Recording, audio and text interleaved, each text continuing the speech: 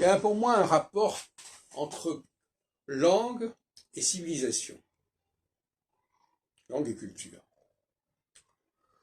Je veux dire par là que la structure d'une langue va déterminer, d'une certaine manière, le mode de fonctionnement d'une culture, d'une société. Une langue, il y a des langues qui sont organisées sur le plan sémantique, et des langues qui sont organisées sur le plan étymologique.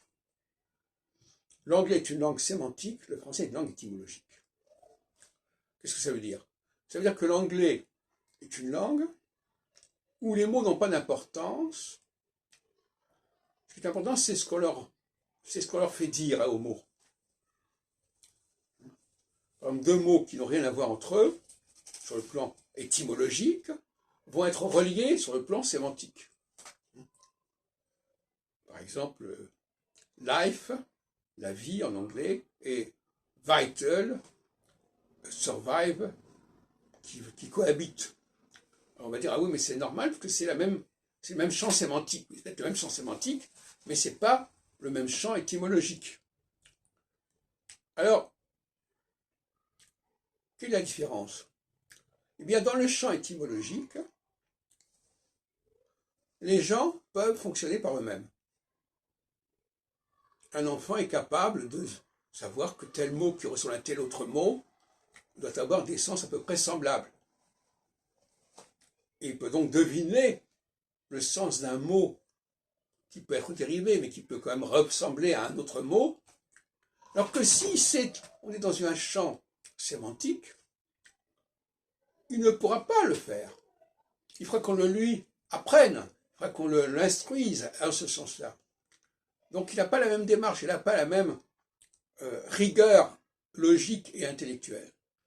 C'est pour ça que d'une certaine manière, Descartes est très français, parce que Descartes est plus proche de la démarche étymologique que de la démarche sémantique.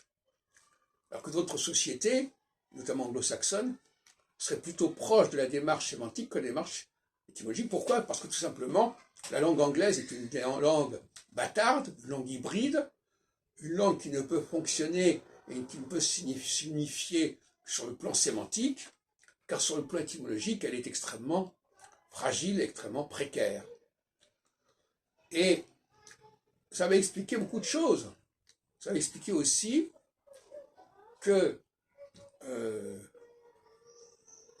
dans une langue, quand on utilise la langue anglaise, on est dans une langue où on ne tient pas compte, dans une société où on ne tient pas compte des différences de sexe, des différences de race, etc. Parce qu'on va être dans le sémantique. Donc on va plaquer sur toutes ces différences des schémas conceptuels, des généralités.